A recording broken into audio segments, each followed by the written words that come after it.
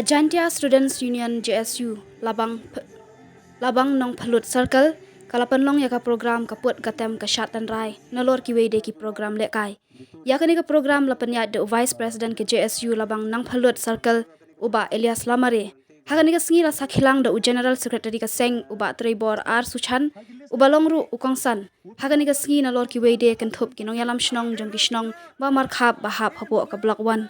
kaseng hakani ka sngi kala ai khubleru ya baro ki bala wan ban shimenta hakani ka program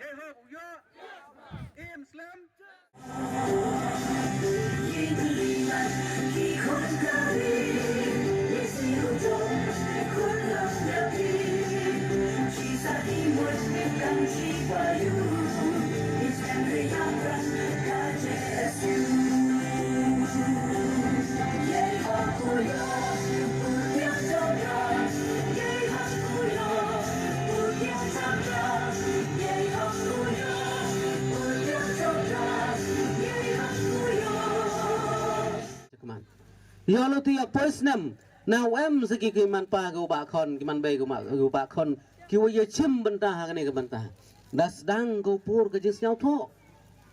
wom ye de gau tmo khajek pur khajek ong ki wa thang pia chawa cheni langba ka JSU dang em nang le kam gini ki program ngakit bokir uyang ai ka yo dang yi go yak luti ye pi hakam gini ko pensa ken mo lone ki wo pun ken mo ye i doi ilo wa kam tek mo do i chenen jetai kamu man kate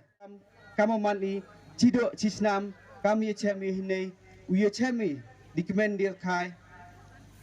haite huni andrianga ne bha mi e kulam member jo kulam ha te ikubule hagi lesnan kan thi wo peman kam kani ke program da arsam kat ni deb yo de chenna go woto em ga jing tli henry em kam mobilize unong panwan chuchu pasang tho chuchu ye ki jai bru yong i em ni po ka dong ka thang yong i woto em kam punyos ko partai ye ka te ong gi ka political identity